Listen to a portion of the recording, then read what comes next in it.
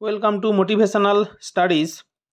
বন্ধুরা, আজ কলকাতা হাইকোর্টের ডিভিশন বেঞ্চে বিচারপতি তপব্রত চক্রবর্তী এবং বিচারপতি ঋতব্রত কুমার মিত্রের ডিভিশন বেঞ্চে কোর্ট নাম্বার 11 সিরিয়াল নাম্বার 87 আজকে লিস্টেড ছিল 32,000 প্রাইমারি টিচার কেসের শুনানি। বিকেল 4:30 পর্যন্ত শুনানি চলেছে। তো আজ শুনানি কী হয়েছে সেটা নিয়ে আলোচনা করব। তার আগে বন্ধুরা, যারা আমার চ্যানেলটা এখনও সাবস্ক্রাইব করেনি বা চ্যানেলটায় নতুন, তারা চ্যানেলটা একটা সাবস্ক্রাইব করে দেবেন এবং বেল আইকনটা ক্লিক করে দেবেন, তাহলে সমস্ত নোটিফিকেশান আপনাদের কাছে চলে যাবে। তো আজ কি হয়েছে, দুপুর 2টোর সময় আজকে প্রাইমারি টিচারের কেসটা শুনানিটা লিস্টেড ছিল। দুপুর 2:10 নাগাদ বিচারপতিরা আসেন এবং শুনানি শুরু হয়। তো বিকাশ রঞ্জন ভট্টাচার্যবাবু পেপার বুক দেন এবং paper book 5 of West Bengal board of primary education বোর্ডে যেতে বলেন। এরপর তিনি পেজ নাম্বার 38-এ নিয়ে যান। তো সেই সময় একটা ফানি ব্যাপার ঘটেছিল যে ওই বিচারপতিদের মধ্যে দুটো যে পেপার বুক আর কি, সেগুলো অদল বদল হয়ে গিয়েছিলো। তো তারপর ওনারা এক্সচেঞ্জ করে নেন এবং নিজে নিজে নিয়ে নেন আর কি। তারপর ম্যাটার শুরু হয় বিচার।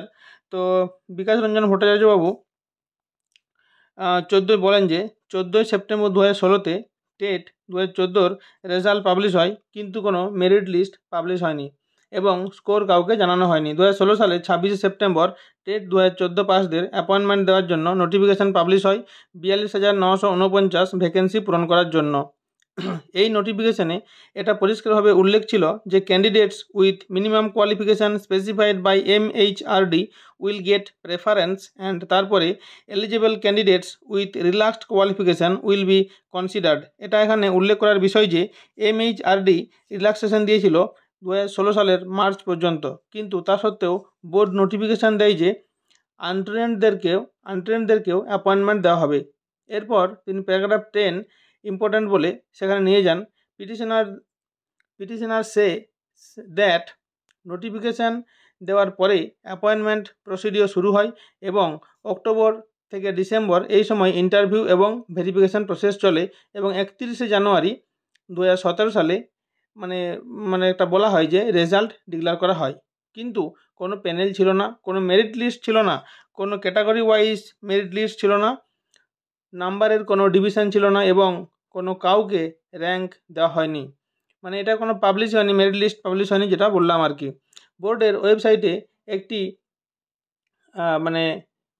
স্পেস ছিল, একটা ডেডিকেটেড স্পেস ছিল যেখানে ক্যান্ডিডেট দেখতে পারতেন তারা এমপ্যানেলড হয়েছেন কি না। কোনো মেরিট লিস্ট কোনো দিন পাবলিশ করেনি পর্ষদ এবং রিপিটেড রিকোয়েস্ট করার সত্ত্বেও আর কি ফুল মেরিট লিস্ট কোনো দিন পাবলিশ হয়নি, পাবলিকের সামনে আসেনি, পাবলিকের সামনে প্রকাশ পায়নি। অভিযোগ করা হয় যে 30 জানুয়ারি ট্রেন্ড ক্যান্ডিডেটদের লিস্ট পাবলিশ হয়। 4 ফেব্রুয়ারি 2017-তে বেঙ্গলি মিডিয়াম বাদে অন্য সমস্ত নন ট্রেন্ড ক্যান্ডিডেটদের লিস্ট প্রকাশিত হয় এবং 8 ফেব্রুয়ারি 2017-তে বেঙ্গলি মিডিয়াম সহ সমস্ত আনট্রেন্ড ক্যান্ডিডেটদের লিস্ট পাবলিশ হয়। তো ডেটস এবং লিস্ট থেকে এটা পরিষ্কার যে ট্রেন্ড ক্যান্ডিডেটরা ফার্স্ট লিস্টে অ্যাপয়েন্টমেন্ট পান এবং নোটিফিকেশান অনুযায়ী তারপর নন ট্রেন্ড ক্যান্ডিডেটরা অ্যাপয়েন্টমেন্ট পান। এরপর তিনি প্যারাগ্রাফ 11-এ নিয়ে যান এবং বলেন thousands of non trained candidates were appointed, কিন্তু পিটিশনাররা যারা একইভাবে ওই পজিশনে ছিলেন আর কি, যারা যোগ্য ছিলেন তারা এই জায়গায় স্থান পাননি, তাদের স্থান ওই লিস্টে হয়নি, তাদেরকে ইগনোর করা হয়েছে। যদি এটাই বোর্ডের স্ট্যান্ড হয় যে কোনো নন ট্রেন্ড ক্যান্ডিডেটকে অ্যাপয়েন্ট করা হবে না, তাহলে 2016 সালে মার্চের পর থেকে সমস্ত নন ট্রেন্ড ক্যান্ডিডেট এর অ্যাপয়েন্টমেন্ট ব্যাড ইন ল, অর্থাৎ নিয়মের চোখে বেআইনি। এরপর প্যারাগ্রাফ 12-এ তিনি নিয়ে যান এবং বলেন, বিকাশবাবু এটা বলছেন আর কি, পুরো শুনানিটা বিকাশবাবু করেছেন এবং বিকাশবাবু বলেন এখানে পিটিশনারের মতে টেট 2014 স্ক্যামটা ওয়েস্ট বেঙ্গলে বাস্ট হয়ে গেছে, অর্থাৎ জনসমক্ষে চলে এসেছে এবং সিবিআই অনেক কেস হেরে গেছে এবং অনেক অর্ডার অনারেবল কোর্টের দ্বারা পাস হয়েছে, যাতে পিটিশনাররা এটা জানতে পেরেছে যে several illegal appointments have been given by depriving the petitioners. Non trained ক্যান্ডিডেটসরা এই স্ক্যামের জন্য সবথেকে বেশি সাফার করেছেন। 23 ডিসেম্বর 2020-তে West Bengal primary board notification publish করে যে 16,500 টিচার রিক্রুটমেন্ট করা হবে এবং সেই নোটিফিকেশানে বলা ছিল এনসিটি গাইডলাইন্স অনুযায়ী কোয়ালিফিকেশান থাকতে হবে বিকাশবাবু বলেন এই রকম নোটিফিকেশান ইলিগ্যাল। তারপর তিনি স্টেপ জাম্প করেন এবং তারপর তিনি বলেন যে স্টেপ করেন এবং তিনি বলেন যে ওয়াই নামের, তিনি একটা উদাহরণ দেন যে ওয়াই নামের কোনো এক ক্যান্ডিডেট, যার রোল নাম্বার তিনি বলেন যে এই ছিল আর কি, এর ক্যান্ডিডেট বোর্ড দ্বারা এমপ্যানেলড হয়। এটা প্রমাণ করে যে এটা একটা হিউজ করাপশান হয়েছে। বোর্ডের অ্যাকশান এবং বোর্ড প্রেসিডেন্টের বিভিন্ন রকম বয়ান অনুযায়ী অল ট্রেন্ড ক্যান্ডিডেটস রিক্রুট হয় এবং বোর্ডের নোটিফিকেশন অনুযায়ী পিটিশনারদের একটা ফেয়ার চান্স পাওয়া উচিত ছিল, কিন্তু বোর্ড তাদের সাথে একটা বিশাল অন্যায় করেছে। এরপর তিনি প্যারাগ্রাফ 13 নিয়ে যান এবং তপব্রত চক্রবর্তী মহাশয় বলেন যে বিচারপতি, তিনি বলেন পিটিশনারের এলিগেশনটা কী তাহলে, টেট 2014 করাপ্টের, এটাই তো আপনার এলিগেশন? তখন বিকাশবাবু বলেন ইয়েস মাই লর্ড। বিকাশবাবু বলেন কোর্টের কাজ হচ্ছে সত্য উন্মোচন করা এবং জাস্টিস প্রদান করা, এবং তিনি বলেন সিবিআইয়ের চার্জশিট এসেছে, সেটা তিনি কিছু উল্লেখ করার চেষ্টা করছিলেন আর কি, এবং সামনে পেশ করার চেষ্টা করছিলেন। এরপর তিনি প্যারাগ্রাফ 12 এক্সাম্পলটা দেখান, যেটা 2016 রিক্রুটমেন্ট প্রসেসের পার্ট। বিচারপতি তপব্রত চক্রবর্তী বলেন তাহলে আপনি বলতে চাইছেন 2016টাও আনফেয়ার ছিল? তখন বিকাশ বলেন ইয়েস মাই লর্ড, এবং তিনি প্রেয়ারের ডিটেলস পড়ার অনুরোধ করেন। তপব্রত চক্রবর্তী মহাশয় ইশারা করে এটা দরকার নেই বলতে চাইছিলেন, কিন্তু বিকাশবাবু বলেন কোর্টের কোয়ারি আগে নিরসন করতে হবে। তিনি বলেন 2014 টেট অনুযায়ী নন ট্রেন্ডরা রিক্রুটেড হয়েছেন, তাহলে পিটিশনাররাও মানে expiry of the relaxation period এর পরেও সমান সুযোগ পাওয়া উচিত। তপব্রত চক্রবর্তী মহাশয় বলেন এটা আমরা বুঝেছি আর কি। উনি বলেন যে উই আন্ডারস্ট্যান্ড ইট আর কি। এরপর বিকাশবাবু বলেন 2016 এর 2 মার্চ এর রুল অনুযায়ী নোটিফিকেশানের কথা বলেন এবং 26 সেপ্টেম্বর 2016 অনুযায়ী অ্যাপয়েন্টমেন্টের তিনি কথাগুলো বলেন আর কি। তখন তপব্রত চক্রবর্তী মহাশয় বলেন আপনার চ্যালেঞ্জ হচ্ছে এখানে কি বললেন সেটা ঠিক বললেন না, তিনি বললেন যে এটা কি তাহলে ডিস্টার্বের জন্য আপনি বললেন, এই যে প্যানেলটা ডিস্টার্বের জন্য বললেন, মার্কসটা ডিস্টার্বের জন্য বললেন, তো সেটা বুঝলাম। বিচারপতি বলতে চাইছেন আপনার দাবি হলো এদেরকে স্ট্রাইক করতে হবে, কি হয়েছে বলুন তো, তখন ওই মাইকটা একটু গোলমাল করছিল, তাই ওইটা কি বোঝা যায়নি। তো আমি যেটা বুঝলাম হচ্ছে যে ওই আপনার দাবি হলো ওদেরকে স্ট্রাইক করতে হবে এবং নন ট্রেন ক্যান্ডিডেটদের সিমিলার বেনিফিট দিতে হবে। বিচারপতি বলেন আর্গুমেন্ট অনুযায়ী মনে হচ্ছে 2014 সালের টেটের এলিগেশন রয়েছে, সিলেকশনের সাথে তার কোনো লেনদেন নেই, কিন্তু যদি তাদেরকে নন ট্রেনদের মতো সিমিলারভাবে অ্যাপয়েন্টমেন্ট দিয়ে দেওয়া হয় তাহলে তারা সন্তুষ্ট হয়ে যাবে।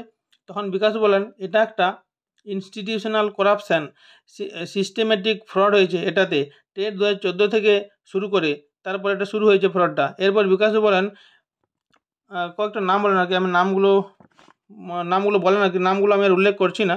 যাই হোক, তিনি 3 জনের নাম বলেন যে এনারা এমপ্যানেলড হননি, কিন্তু তাদেরকে ডকুমেন্ট ভেরিফিকেশনের জন্য বোর্ড ডেকেছিল এবং সোর্স থেকে জেনেছে, এবং যা পিটিশনার আর কি তারা সোর্স থেকে জেনেছে যে তারা এখন প্রাইমারি টিচার হিসেবে কাজ করছে। অর্থাৎ এটা একটা খুবই দুর্নীতির বিষয় উঠে এসেছে যে তাদের নাম এমপ্যানেলড হয়নি, অর্থাৎ তারা টেট পাস করেনি এবং তারা ইন্টারভিউ দেয়নি, কিন্তু তারা ডকুমেন্ট ভেরিফিকেশনের সময় তারা কিন্তু তাদের ডকুমেন্ট ভেরিফিকেশন হয়েছে এবং তারা প্রাইমারি টিচার হিসেবে কাজ করছে আর কি, চাকরি করছে। তারা এখনও যারা পিটিশনার তারা জানতে পেরেছে এবং সেটা সঠিক কিনা পরে প্রমাণ হবে আর কি। This is fundamentally attack on the entire selection process এটা। এরপর বিকাশ বলেন সমস্ত অ্যাপয়েন্টমেন্ট প্রসেসটাই বোর্ডের ইচ্ছা অনুসারে হয়েছে এবং তার জন্যই পিটিশনারদের মতো ক্যান্ডিডেট যারা যোগ্য হওয়া সত্ত্বেও প্রাইমারি টিচারের জন্য অ্যাপয়েন্টমেন্ট ওনারা পাননি আর কি, উনি পিটিশনারদের হয়ে বলছেন আর কি।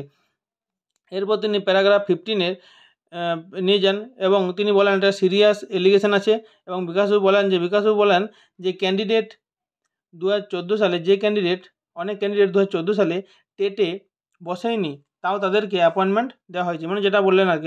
একটা লিস্টও তিনি দিতে চাইছিলেন কিন্তু দিতে পারেননি, আমি সেটা পরে আলোচনা করছি। এখানেও র্যাঙ্ক জাম্প করানো হয়েছে এবং অথরিটি এইসব অবৈধভাবে কাজ করেছে, কিন্তু তাও তারা অথরিটি স্বীকার করেনি। এরপর অ্যাপটিটিউড টেস্ট নিয়ে কথা ওঠে। অ্যাপটিটিউড টেস্ট করানোর কোনো প্রমাণ নেই, অথচ অ্যাপটিটিউড টেস্টের মার্কস দেওয়া হয়েছে 2022 হয়েছে মানে 2022-এ অ্যাপটিটিউড টেস্ট হয়েছে, কিন্তু মানে ওটা নিয়ম অনুযায়ী হয়েছে, কিন্তু সেটা উনি বলেন যে এটা আমাদের এখন চিন্তার ব্যাপার নয়, এটা আমাদের কোনো ওটা নিয়ে আমাদের মাথা ব্যথা নেই আর কি। এরপর প্যারাগ্রাফ 16-এ বিচারপতি জানতে চান প্যারাগ্রাফ 16টা। তো বিকাশবাবু বলেন, district wise selection procedure candidate মানে কন্ডাক্ট করবে পর্ষদ, ডিপিএসসির মধ্য দিয়ে অ্যাপয়েন্টমেন্ট প্রদান করবে, ইন্টারভিউ ভাইবা ভোজ আর কি যেটা, এবং পিটি মানে অ্যাপটিটিউড টেস্ট নিয়ে রিক্রুটমেন্ট হবে। ডিপিএসসির কাছে আর তার রেকর্ড থাকবে, কিন্তু প্রসিডিওরটা ঠিকঠাক মেনটেন করা হয়নি। মানে ইন্টারভিউয়ার কতজন রয়েছে সেগুলো ক্লিয়ার নয়, সেগুলো বোর্ড জানাতে পারেনি। মানে বোর্ড আর কি, বোর্ডের কাছে কোনো রেকর্ড নেই যে কতজন ইন্টারভিউয়ার মানে ছিল আর কি। তো বোর্ড নিজেরাই সিলেক্ট করে ইন্টারভিউয়ারদেরকে পাঠিয়ে দিয়েছে, আর অ্যাপটিটিউড টেস্টের জন্য কোনো কিন্তু গাইডলাইন্স দেয়নি। বোর্ড কারা ইন্টারভিউ নেবে তা সিলেক্ট করে পাঠিয়েছে, এটাই আর কি। ইন্টারভিউ যে নেওয়া হয়েছে তার কোনো রেকর্ড বোর্ডের কাছে নেই, বা বোর্ড দিতে চাইছে না, অর্থাৎ বোর্ডের কাছে না থাকতেও পারে। বিকাশবাবু এটা বলেন আর কি। পর্ষদ লিগ্যালিটি মেনটেন করেনি। বিকাশবাবু জানান, বোর্ড কোনো দিনই মানে category wise, medium wise panel publish করেনি, caste wise, category wise, medium wise panel publish করেনি। শুধুমাত্র যারা সিলেক্ট হয়েছে তাদের ব্রেকআপ মার্কস প্রকাশ করেছে, তাও কোর্টের নির্দেশের কিন্তু পরে, ঠিক আছে।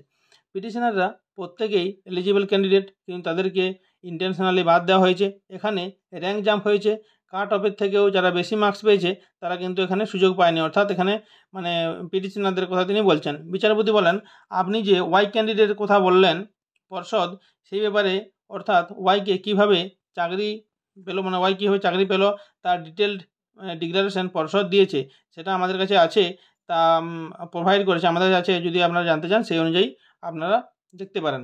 তো রাতুল বিশ্বাস আমাদের যে চাকরি প্রার্থীদের হয়ে আর কি, রাতুল বিশ্বাস বলেন যে ওয়াই ক্যান্ডিডেটের রোল নাম্বার রয়েছে, রোল নাম্বার তো ডুপ্লিকেট করা যাবে না। ফর্ম ফিল আপের সময় এটা হয়েছিল যে ওনার হয়তো প্রথম অক্ষরটা তিনি লিখেছিলেন নাম লেখার সময়, তারপরে আর হয়তো নামটা লেখা হয়নি, তারপর তিনি আর কোনো দিন এডিটও করেননি, তাই সেইভাবেই তাকে চাকরি দেওয়া হয়েছে এবং সেইভাবে লিস্ট পাবলিশ করা হয়েছে। অর্থাৎ ওয়াই কোনো একটা ফেক ক্যান্ডিডেট নয় এবং তার সমস্ত ডকুমেন্টস বোর্ডের কাছে আছে। এরপর বিকাশবাবু বলেন, 31শে মার্চ 2016-র পর আর রিল্যাক্সেশন দেওয়া যাবে না, তাহলে নন ট্রেন্ডরা ফর্ম ফিল আপই করতে পারবে না। তখন বিচারপতি বলেন যে 6(3) প্রভিশন অনুসারে 2 বছরের মধ্যে প্রত্যেকে ট্রেনিং কমপ্লিট করতে হবে, যেটা 31শে মার্চ 2019-এ কমপ্লিট হচ্ছে। তাহলে এটা এই বিষয়টা কী করে আসবে যদি রিল্যাক্সেশন না থাকে? বিকাশবাবু বলেন, পর্ষদ যখন রুলস তৈরি করে তখন রিল্যাক্সেশন ছিল, কিন্তু যখন নোটিফিকেশান আসে, মানে রিক্রুটমেন্ট নোটিফিকেশান আসে, তখন কোনো রিল্যাক্সেশন ছিল না। তখন বিচারপতি বলেন, আফটার পাবলিকেশান অফ নোটিফিকেশান যেহেতু কোনো রিল্যাক্সেশন ছিল না, তাই রিক্রুটমেন্ট প্রসেসটা ভ্যালিড হবে না, মানে ইনভ্যালিড হয়ে যায় আর কি। বিকাশবাবু বলেন, ইয়েস মাই লর্ড। বিকাশবাবু বলেন, টোটাল মানে রিক্রুটমেন্ট প্রসেসটা কীভাবে হলো তার উপর নির্ভর করে, মানে টোটাল রিক্রুটমেন্ট প্রসেসটা কীভাবে হলো তার উপর নির্ভর করে, মানে প্রসিডিওরটা কীভাবে হলো আর কি। ইন্ডিভিজুয়াল কারো ইনফ্লুয়েন্স হলো তার উপর কিন্তু নয়। এরপর বিকাশবাবু মানে শিক্ষকদের মিনিমাম এলিজিবিলিটি কী হবে তা তিনি তুলে ধরেন এবং তিনি অনেকগুলো ক্রাইটেরিয়া বলেন।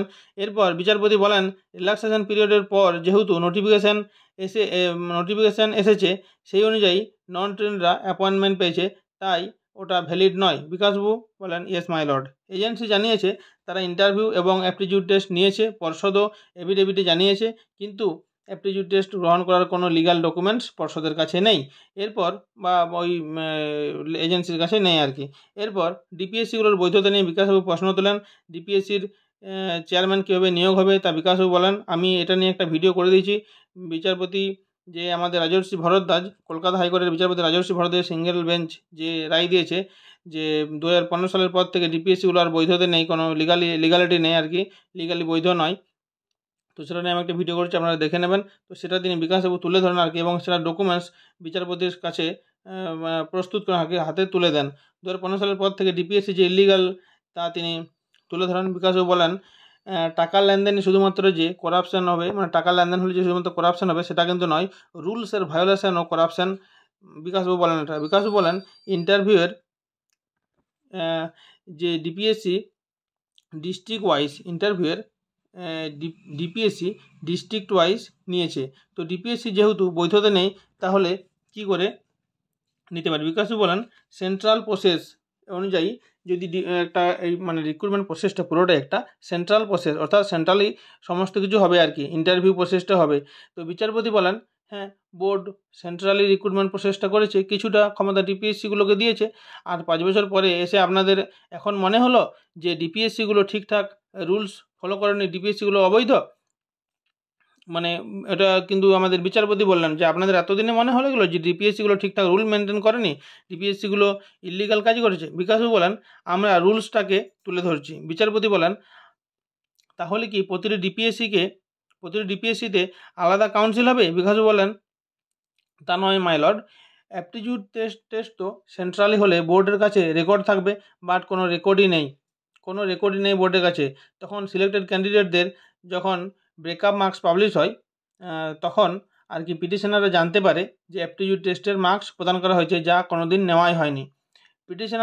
পিটিশনারদের তুলনায় কম মার্কস পাওয়া ক্যান্ডিডেটরা অ্যাপয়েন্টমেন্ট পেয়েছে। বোর্ড নিজের রুলস নিজেই ফলো করেনি এবং ফল্টি মেরিট লিস্ট প্রকাশ করেছে বোর্ড। তো বিচারপতি বলেন কীভাবে এটা ফল্টি হলো? লিস্ট মেরিট লিস্ট আবার ফল্টি কীভাবে হয়? বিকাশবাবু বলেন লেস মার্কস পাওয়া ক্যান্ডিডেটরা অ্যাপয়েন্টমেন্ট পেয়েছে আর এবং অর্থাৎ মেরিট জাম্প হয়েছে, এবং যারা যোগ্য ক্যান্ডিডেট পিটিশনাররা তারা কিন্তু অ্যাপয়েন্টমেন্ট পায়নি, তাই এটা একটা ফল্টি মেরিট লিস্ট। এরপর র্যাঙ্ক জাম্পের লিস্টটা বিচারপতিকে তিনি তুলে দেওয়ার চেষ্টা করেন, কিন্তু মানে শিক্ষকদের এবং অন্যান্য বা বিরোধী পক্ষের মানে বিরোধে আর কি তিনি ওটা আর দিতে পারেননি। তো যাই হোক, কিন্তু বিচারপতিরা বলেন আমরা সমস্ত ব্যাপারটা জানতে চাই, তারপর একটা সিদ্ধান্তে আসতে চাই। তো তখন যাই হোক ওটা দিতে পারেননি তিনি।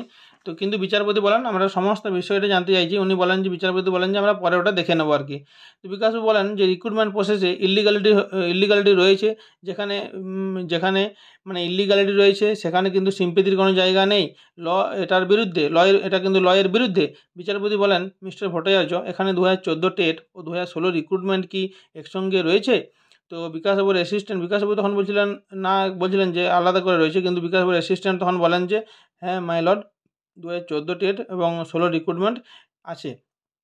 তো বিকাশবাবু র্যাঙ্ক জাম্পের লিস্টটা জমা দিতে যাচ্ছিলেন, কিন্তু এটা বললাম যে কিন্তু দিতে পারলেন না, বিরোধী পক্ষের আপত্তিতে তিনি সেটা আর জমা করতে পারেননি। তো এইভাবে আজকে শুনানি শেষ হয়ে যায়।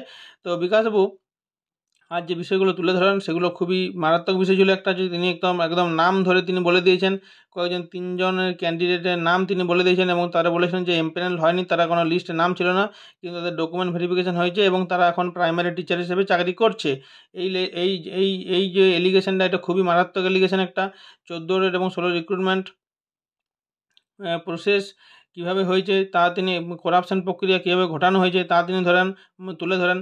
রিল্যাক্সেশন এক্সপায়ার হয়ে যাওয়ার পরেও যে নোটিফিকেশান দিয়েছিল সেটা অবৈধ, সেটা তিনি তুলে ধরেন। পর্ষদ রুলস না মেনে রিক্রুটমেন্ট করেছে, র্যাঙ্ক জাম্প করেছে, ডিপিএসসির বৈধতা নেই, এবং ডিপিএসসিগুলো তাহলে কীভাবে রিক্রুটমেন্ট করতে পারে, অ্যাপয়েন্টমেন্ট দিতে পারে তা নিয়ে তিনি প্রশ্ন করেছেন। এবং বিচারপতি রাজর্ষি ভরদ্বাজ যে রায়টা দিয়েছিলেন সেই রায়টাকে তিনি তুলে ধরেন এবং বিচারপতির সামনে প্রস্তুত করেন। ওয়াই চাকরি প্রার্থী এবং দুর্নীতি তিনি তুলে ধরেন। কয়েকজনের নাম তিনি যে বললাম আর কি লিস্টে তিনি এটা মারাত্মক একটা অভিযোগ করেন। তাহলে cut off, reservation, rank jump সমস্ত কিছু তিনি আজকে তুলে ধরেছেন। তো যাই হোক, আজকে একটা বিরাট তথ্য তিনি তুলে ধরেছেন, অনেকগুলো তিনি মারাত্মক এলিগেশনও দিয়েছেন। তো এটা আজকে এইভাবে শেষ হলো। 32,000 প্রাথমিক টিচার কেসের, প্রাথমিক শিক্ষকের যে কেসটা চলছিল সেটা এখন আজকের এই মতোই হলো। 4:30 পর্যন্ত শুনানি হয়েছে, তারপরে এটা শেষ হয়ে গেছে। তো এটার পরবর্তী শুনানি আছে 29 অক্টোবর 2025, অর্থাৎ একদম কালী পুজো ভাইফোঁটার ছুটির পরে। এখন এক মাসেরও বেশি, 1 মাসের থেকেও বেশি পরে ডেটটা পেলো, অনেকটা পিছিয়ে গেল ডেটটা, শুনানির প্রক্রিয়া অনেকটা পিছিয়ে গেল, আবার অনেকটা লেট হয়ে যাবে পরবর্তী শুনানি। এটা হলো 29 অক্টোবর, ডেটটা ঠিক হলো। তো যাই হোক বন্ধুরা, আজকে এই পর্যন্তই হয়েছে শুনানি। আর যারা আমার ভিডিওটা দেখছেন, যদি ভালো লেগে থাকে একটা লাইক করে দেবেন, আর চ্যানেলটা একটা সাবস্ক্রাইব করে দেবেন, আর পারলে শেয়ার করে দেবেন। ভালো থাকুন, সুস্থ থাকুন বন্ধুরা, ধন্যবাদ।